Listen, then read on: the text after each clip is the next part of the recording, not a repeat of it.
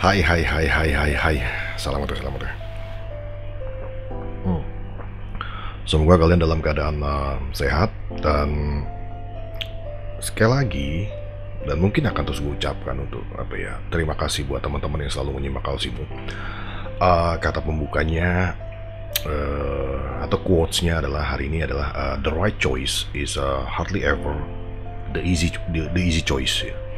Jadi the right choice atau keputusan yang betul itu jauh lebih berat bebannya ketimbang pilihan yang mudah, gitu kan? Easy choice. Dan ini gue kaitkan di mana manajemen memutuskan untuk tidak menerima lagu dari Paci Sari Amri. Dan gue ngambil kutipan atau video dari KMA, mohon izin ya KMA, saya ambil sedikit supaya ini bisa menjadi pemahaman kita semua. Sebenarnya apa yang disampaikan KMA ini konsisten ya, konsisten. Jadi kalau kalian pernah menonton atau yang belum mungkin silahkan nanti menonton, nanti gue coba tampilkan di atas atau mungkin di bagian video terakhir ada podcast gue dengan KMA. Jauh sebelum ini terjadi KMA sudah menyampaikan, dan gue sempat bertanya juga terkait dengan bagaimana lagu dengan Paci Sari Amri. Itu jauh sebelum lagu ini bahkan ada gitu ya. Dan si Reza masih di Sulawesi pada waktu itu ya. Baru rencana waktu itu. Jadi di situ KMA juga menjelaskan bahwa Reza akan fokus satu-satu dulu pekerjaannya. Ada baiknya kita nonton lagi ini video live-nya KMA ya. Kenapa akhirnya gue buat? Karena gue tadinya berpikir semua orang akan menonton, tapi setelah gue cek setelah satu hari itu jumlah penontonnya hanya 9K atau 9.000. Jadi ya mungkin orang-orang yang teriak-teriak, yang merasa kesal, yang masih kecewa, mungkin tidak menonton videonya KMA. Jadi mudah-mudahan ada beberapa orang yang mampir ke video gue dan ikut menonton, dan mudah-mudahan jadi paham ya, mudah-mudahan jadi paham. Let's check this video. Saya akan menjelaskan tentang pertanyaan tentang lagu dari Pak Sari Amri ya. Kita dari tim Reza mengucapkan sangat berterima kasih buat Pak Sari Amri yang sudah menghadiahkan lagu buat Reza. Dan saya jelaskan sekitar sebulan yang lalu lah, waktu Reza baru datang ke Jakarta, saya udah sempat teleponan dengan Pak Sari Amri, dan di situ kita juga berbincang-bincang dan bicara. Dia mengungkapkan keinginannya untuk ngasih hadiah lagu buat Reza. Dari tim manajemen sangat berterima kasih sekali, dan penghargaan juga buat Pak Ci. Cuman di situ saya udah jelaskan kalau untuk proses menyanyikan lagu orang lain itu tidak langsung seperti itu. Saya udah jelasin ke Pak Ci, karena Reza di sini kan masih dalam keterikatan kontrak dengan TNI. Jadi segala sesuatunya itu ada dong prosedurnya. Saya udah jelasin ke Pak Ci, itu saat ini belum bisa. Saya udah jelasin waktu di telepon ya Pak Ci ya. Dan saya jelasin kan ya waktu itu, saya bilangin Reza masih terikat kontrak dengan TNI, dan segala sesuatunya kan harus bertanggung jawab dengan pekerjaan semuanya. Jadi bukan berarti Reza tidak mau, bukan. Jadi semuanya ada prosedurnya lah kan. Kami dari manajemen sangat senang dengan pemberian lagu itu. Tapi teman-teman semua juga pasti tahu lah gimana peraturan dari kita terikat kontrak. Jadi nggak langsung terima. Jujur, kalau yang ngasih lagu itu banyak banget yang ngasih lagu buat Reza. Ya, kalau saya kan menghargainya dengan saya bilang ya udah kirim aja kalau memang ini kan kita tidak boleh menolak ya. Tapi semuanya itu kan ada aturannya gitu loh. Jadi kita saling menghargai, dan kepada Pak Ci juga dari tim manajemen juga mengucapkan sangat berterima kasih atas pemberian lagu ini. Tapi untuk saat ini Reza masih terikat kontrak dengan TNI. Gitu ya buat penjelasan teman. Ya begitu penjelasannya. Jadi ini sepotong ya. Jadi kalian kalau mau lihat full di channelnya KMA dan ya kurang lebih sih hampir sama, dan gue udah membuat beberapa catatan terkait apa yang menjadi penyampaian dari keseluruhan video, kurang lebih sekitar 39 menit atau 30 menit ya video live-nya. Tapi kurang lebih memang sekitar membahas ini, dan ada juga beberapa pengulangan penjelasan karena ada yang menanya penonton di live-nya KMA ini. Well, seperti yang gue bilang di awal bahwa penjelasan ini sebenarnya konsisten. Waktu itu Emma juga pernah menyampaikan di podcast Ngobrol Sama Gue ketika gue tanyakan bagaimana tanggapannya bahwa Pak Cisar Yamli akan memberikan lagu, dan Emma waktu itu juga menyampaikan kurang lebih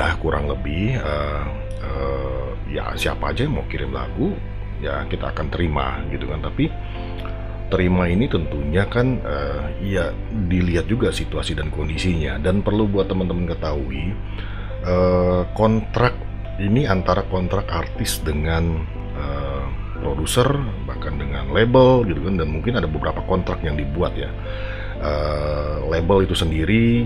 Lalu Reza juga kemungkinan juga membuat kontrak juga terpisah dengan Melly, karena Melly sini ada kaitannya adalah sebagai komposer dan juga mungkin produser ya. Jadi ada beberapa kontrak yang ditandatangani oleh Reza. Jadi tidak hanya Reza dengan Melly saja, karena dengan label juga Reza sudah harus juga ikut menandatangani, karena talentnya adalah Reza yang nanti akan mendapatkan royalti. Jadi harus secara orangnya. Well, terkait dengan MOU, gue rasa sih ya sama ya, MOU bentuk apapun ini terkait dengan artis ataupun di sebuah perusahaan, karena gue juga mengerjakan MOU itu, dan MOU itu ini ya kontrak kerjasama ya, moment of understanding. Jadi biasanya di MOU itu adalah ada pernyataan di atas, biasanya diawali dengan bahwa perjanjian ini ditandatangani pada tanggal, bulan, tahun, dan nanti akan disebutkan pihak pertama dan pihak kedua. Misalkan pihak pertamanya adalah Reza, alamatnya di mana dan lain sebagainya. Lalu pihak keduanya siapa nih? Misalkan dengan Melly ini sebagai apa? Sebagai di situ kontraknya apakah sebagai komposer atau sebagai produser atau merangkap itu semua. Lalu setelah itu nanti ada masa berlaku kontrak. Berapa lama kontrak itu dibuat? Jadi berbicara sebuah pekerjaan, baik ini artis maupun di perusahaan itu sebenarnya sama. Karena ketika kita sudah terikat kontrak dan dalam hitungan waktu yang tertuang, misalkan periodenya adalah 1 tahun dimulai dengan bulan Maret tahun 2022 sampai nanti ketemu Februari, akhir Februari ya, Januari, Februari, Maret ya, akhir Februari gitu kan. Tanggal 30-nya atau tanggal berapa, tanggal 28 ya gitu kan. Berarti kan 1 tahun. Nah, 1 tahun tentunya dia harus fokus mengerjakan pekerjaan-pekerjaan itu. Kalau double job ini akan menjadi ada kemungkinan nanti konflik of interest. Jadi konflik kepentingan. Misalkan gue ikut kontrak lagi dengan yang lain, gue menerima pekerjaan lagi dari orang lain. Sementara ada suatu acara yang tiba-tiba gue nggak bisa membelah diri nih. Gue nggak bisa motong diri gue jadi 2. Padahal di sana diminta, di sini diminta. Itu yang akhirnya jadi chaos. Jadi memang harus dipilih satu-satu. Dan kebetulan memang kalau kita bicara sejarahnya ini kan memang Reza waktu itu pertama kali datang juga langsung setahu gue ya langsung recording, langsung membawakan lagu Beban Cinta 2 ini. Karena seingat gue juga ketika Reza ada di Sulawesi itu sempat ada wawancara interview dan ada yang menanyakan lagunya ya genrenya slow rock gitu kan, dan sudah recording dan lain sebagainya. Berarti itu sudah dilakukan recordingnya, berarti sudah ada kerjasama di situ. Entah bentuknya secara gentleman agreement atau secara tertulis tapi belum secara memiliki kekuatan lebih legal gitu kan istilahnya. Karena setahu gue atau setahu kita kan kemarin ada pencantuman namanya Warudi. Nah, Warudi ini membawahi Matahari Manajemen gitu. Jadi mungkin dibuat lagi kontrak yang lebih rapih, yang istilahnya memperhitungkan hak dan tanggung jawab masing-masing pihak gitu kan. Entah itu pihak Reza maupun pihak produser, atau nanti kedepannya Reza juga dibantu sama Warudi untuk membuat kontrak dengan label. Bagaimana perjanjiannya dengan label. Karena Reza juga nanti dituntut pekerjaan oleh label. Salah satunya adalah ketika mengerjakan sebuah single. Jadi membuat single itu bukan cuma bikin recording terus selesai gitu kan, terus nyanyi lagi tempat lain, bukan kayak manggung dari satu panggung ke panggung lain gitu kan, ada hajatan satu hajatan lain gitu, tinggal pindah-pindah. Nggak seperti itu konsepnya. Konsepnya adalah ketika dia ikut label, dia dikasih single sama seseorang gitu kan, dia harus pikirkan siapa yang akan memproduksi karena perlu biaya dan lain sebagainya. Seperti kita tahu, Reza juga saat ini benar-benar diperhatikan oleh Melly, dari mulai tempat tinggal, transportasi, pakaian, video klip juga diurusi segalanya oleh Melly. Seperti video reaksi gue sebelumnya, di situ diperlihatkan ada director, sutradara, video klip, sampai ada fashion stylistnya, hijab stylistnya, ada makeup artisnya, dan nggak main-main semuanya orang-orang itu. Jadi ada pertanggungjawaban yang harus diselesaikan selama masa kontrak itu. Salah satunya adalah promo. Nah, seperti kita tahu, Beban Cinta 2 juga umurnya masih pendek dan masih ada pekerjaan untuk mempromosikan. Bentuknya seperti apa ya? Mungkin seperti kemarin dilakukan adalah masuk ke stasiun-stasiun televisi, aktif di media sosial. Karena beban maksudnya tanggung jawab untuk memasarkan atau mempromosikan juga tanggung jawab bersama gitu kan, nggak hanya label saja gitu kan. Jadi label juga kadang nanti membutuhkan si artisnya, mungkin ada kegiatan promo yang istilahnya menuntut kehadiran Reza, berarti Reza harus terlibat walaupun eventnya yang membuat adalah label misalkan. Jadi pekerjaan-pekerjaan itu yang lumayan banyak, yang lumayan perintil-perintil, walaupun kadang-kadang kita melihat sekilas, oh lagi main TikTok, oh sekilas kita lagi bikin ngevlog gitu kan. Tapi di belakang itu kita tidak tahu kesibukannya, terus target-targetnya, dan rencana-rencana yang harus dibuat. Seperti yang kita ketahui sekarang di masa pandemi, di mana melakukan promo itu tidak semudah ketika dulu sebelum pandemi gitu kan. Jadi banyak sekali siasat-siasat yang harus dilakukan, dan ini berat karena Reza baru single pertama yang banyak orang juga belum kenal. Jadi jauh lebih sulit ketimbang artis yang misalkan Lesti bikin single lagi, karena dulunya udah banyak single nih. Dia sudah dikenal orang, sudah punya masa besar, sudah sudah bertahun-tahun gitu kan ya. Berbeda dengan Reza, ini baru hitungan bulan loh, dia hitungan bulan. Untuk mendapat antusias masyarakat tuh perlu proses yang panjang yang perlu dibangun, dan dibangunnya itu tidak hanya modal suara saja. Untuk memikat seseorang itu tidak hanya suara gitu. Jadi perlu ada hal-hal lain yang ditonjolkan. Misalkan gue pernah membahas tentang personal brandingnya, orang jadi tertarik karena Reza orangnya baik, Reza orangnya santun misalnya. Orang terpikat dari attitude-nya, bukan karena bersuaranya di awal. Jadi kesan pertamanya adalah yang didapat adalah brandingnya sebagai anak yang baik gitu kan. Atau ada orang juga melihat dari sisi ekonominya, misalkan oh dulunya susah dan melihat perjuangannya, ada kesamaan, gue juga dulu susah, gue berjuang seperti anak ini, akhirnya cinta, dan akhirnya mendengarkan lagu, oh ya suaranya juga bagus ya gitu. Jadi pekerjaan-pekerjaan yang dimaksud Kak Emma dalam video itu memang banyak gitu kan, banyak, dan dia terikat kontrak yang tadi gue bilang dalam MOU atau Moment of Understanding atau kontrak kerjasama. Itu di dalamnya membahas terkait dengan durasi waktunya. Baru setelah itu nanti ada lagi hak dan tanggung jawab biasa dibahas.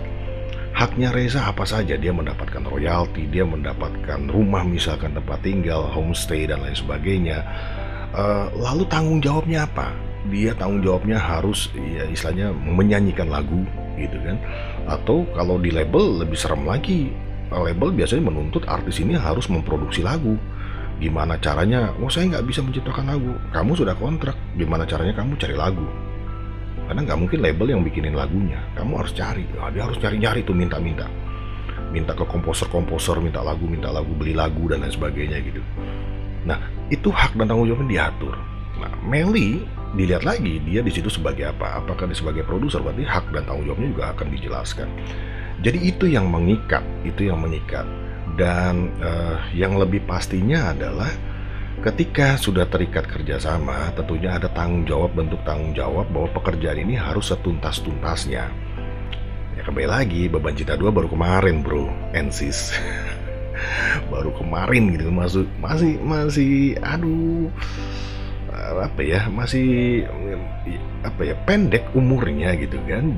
Perlu masih banyak usaha-usaha yang harus dilakukan. Seperti kita lihat di tayangan Melly Goeslaw baru 1, sekitar berapa, 1,4 ya, 4 M, 1,3 M, 1,4 M penonton gitu kan, untuk berapa waktu lama itu kan.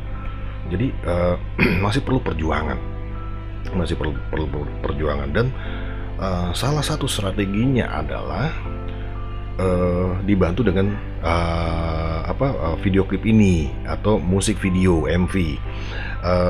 Dan ya kembali lagi di masa sekarang ini emang apa ya, stylenya adalah seorang artis itu mengeluarkan single ya, tidak album ya. Kalau dulu kan album ya, tapi ini single karena memang penjualannya juga susah sekarang. Jadi ketimbang dia album gitu kan, mendingan mungkin single ya, rilis satu terus jalan gitu kan, ketimbang banyak. Kadang-kadang kita nggak semuanya suka dengan lagu itu, tapi kalau satu kan benar-benar ditungguin gitu. Jadi ada momentumnya. Dan ya penjualannya berbeda dengan dulu. Sekarang tuh udah zamannya orang copy paste gitu kan, istilahnya ngambil dari sana, free download dan lain sebagainya, yang akhirnya mengurangi juga pendapatan dari seorang artis. Jadi ya kembali lagi, gue tidak mau menyalahkan siapapun ya, walaupun tadi juga sudah dijelaskan bahwa sudah ada dibangun komunikasi antara Kak Emma dengan Sari Amri ya. Kak Emma Sari Amri ini kan sudah ada komunikasi bahkan sebulan sebelumnya, atau waktu ketika Reza baru sampai Jakarta. Jadi ya mungkin perlu kebesaran hati kembali lagi kepada Sari Amri, yang seperti gue sampaikan bahwa memang di video gue sebelumnya gue sampaikan bahwa ini cuma masalah waktunya yang tidak tepat saja ya. Karena kita berbicara sejarah, waktu Reza pertama kali datang ke Jakarta itu sudah recording ya, istilahnya secara tidak langsung sudah ada ikatan kontrak. Bahkan waktu gue ngobrol sama Kak Emma kan juga kita sudah dapat informasi bahwa akan ada pembuatan video klip nanti ketika Reza balik ke Jakarta.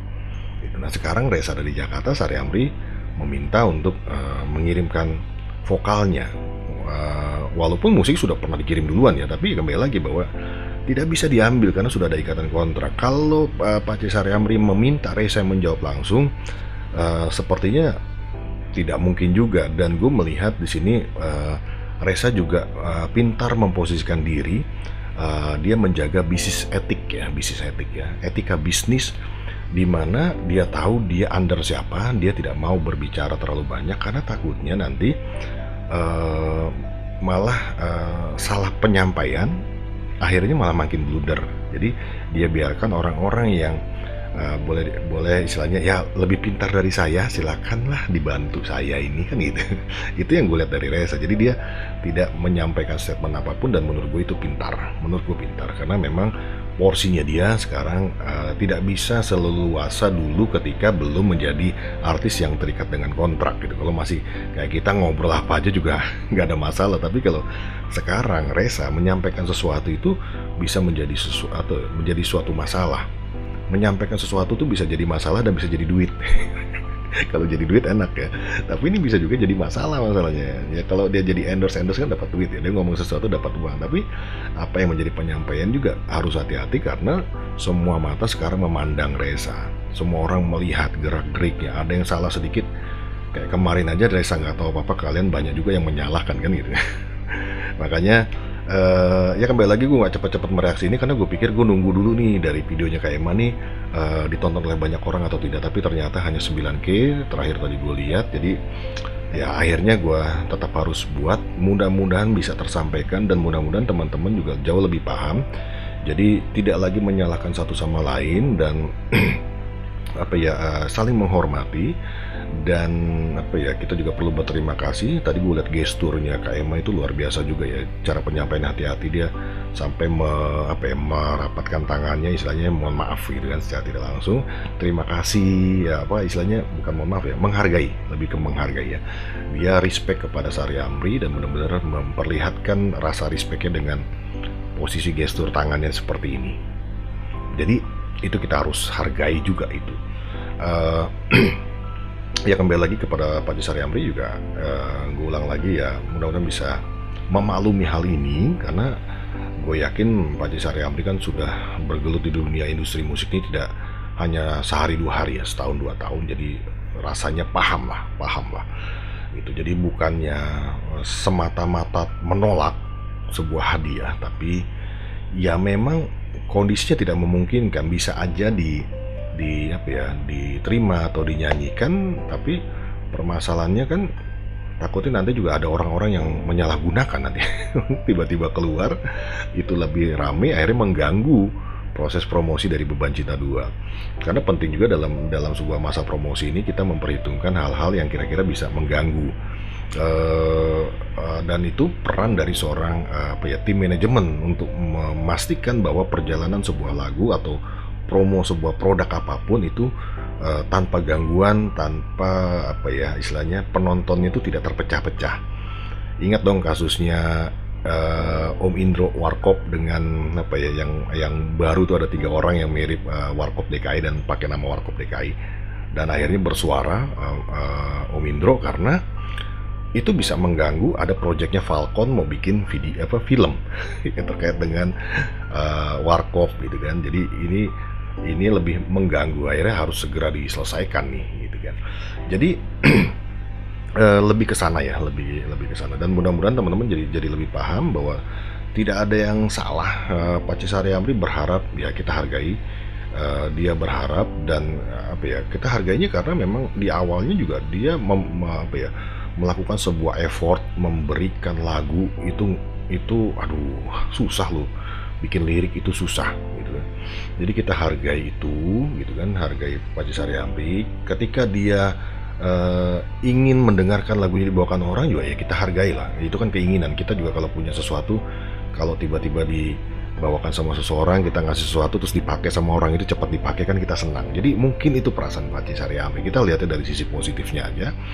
Dan banyak belajar kita dari Paci Sari Amri, kemurahan hatinya, dan juga tadi kita melihat sikapnya Kak Emma juga, bagaimana dia merespek orang gitu kan. Dan terlepas apa ya, ada kisruh-kisruh sedikit gitu kan, ya riak-riak, ya it's okay. Semakin jalan itu susah, itu semakin nanti di depan itu lebih terasa teruji mentalnya si Reza gitu ya. Jadi nggak kaget lagi kalau ada masalah-masalah. Jadi ya itu, kembali lagi, tidak ada yang perlu disalahkan, tidak ada yang perlu di apa ya, istilahnya membela boleh, tapi tanpa menyakiti orang lain gitu. Jadi boleh teman-teman mungkin ada yang berpihak kepada Paci Sari Amri, yang mudah-mudahan juga tidak melukai hati yang lain gitu kan, atau membela Reza tapi jangan juga melukai Paci Sari Amri gitu kan. Jadi ya pintar memihak tanpa menyakiti orang lain, itu menurut gue lebih baik, karena kita tidak pernah tahu, mungkin suatu saat kita, namanya jodoh, namanya rezeki, bisa kerja sama lagi kan. Hubungannya tetap enak, tapi kalau kita sudah bakar dulu situasinya seperti ini, nanti kedepannya susah gitu kan. Jadi sudahlah, let's move on, saling menghargai, bahasa-bahasa yang baik ciptakan supaya tidak ada polemik-polemik yang semakin membesar. Well, itu yang mungkin gue mau sampaikan. Jadi mudah-mudahan teman-teman paham terkait dengan MOU, ya kurang lebih seperti itu, atau kontrak gitu. Jadi tidak bisa salah-salah, ada hukumnya, ada tanda tangan materai itu. Jadi kalau Reza menyalahkan karena ambisinya pengen menyanyikan, terus menyepelekan kontrak, berbahaya ke Reza gitu kan. Ya kembali lagi, itu aja ya mungkin teman-teman ya. Sehat-sehat buat kalian semua, dan tetap tebarkan kebaikan, dan ketika melihat atau membaca sesuatu, simak betul baik-baik, dan mudah-mudahan teman-teman menyimak gue sampai selesai. Itu aja, sehat-sehat buat kalian semua. Assalamualaikum.